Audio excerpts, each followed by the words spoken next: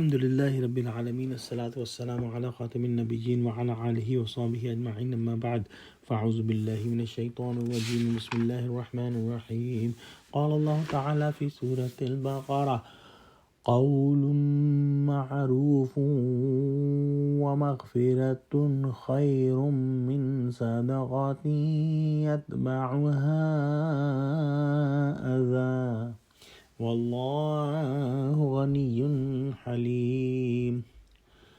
ترجمہ: جس خیرات دینے کے بعد لینے والے کو ایذا دی جائے اس سے تو نرم بات کہہ دینی اور اس کی بے ادبی سے درگزر کرنا بہتر ہے، اور خدا بے پرواہ اور بردبار ہے۔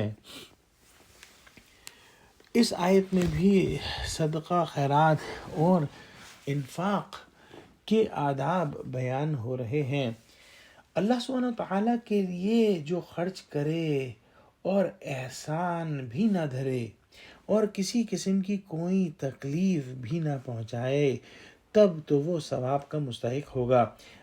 اگر کسی نے سوال کیا اور اسے نہ دیا اور خوبصورتی کے ساتھ اچھے الفاظ میں جواب دے دیا، اور سائل یا مانگنے والا اگر بدتمیزی پر اتر آیا اور تنگ کرنے پر اتر آیا تو اس وقت جو غصہ آیا اس سے درگزر کر دیا، تو یہ برتاؤ اس سے بہتر ہے کہ اس سائل کو کچھ دے دے اور پھر اس کے بعد احسان جتائے یا کسی اور طرح سے اس کو زبانی یا جسمانی تکلیف پہنچائے۔ کسی کو دے کر اس کی دل آزاری کرنا بہت بڑا گناہ ہے۔ اس سے تو بہتر یہ ہے کہ نرم بات کہہ دی جائے اور نہ دیا جائے۔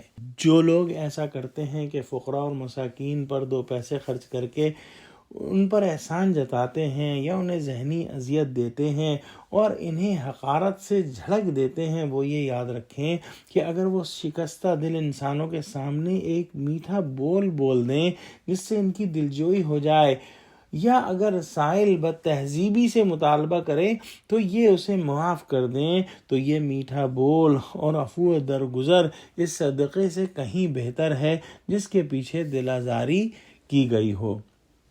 اس کے بعد فرمایا کہ اللہ تو غنی ہے، اللہ کو کسی چیز کی ضرورت نہیں ہے، وہ بے نیاز ہے۔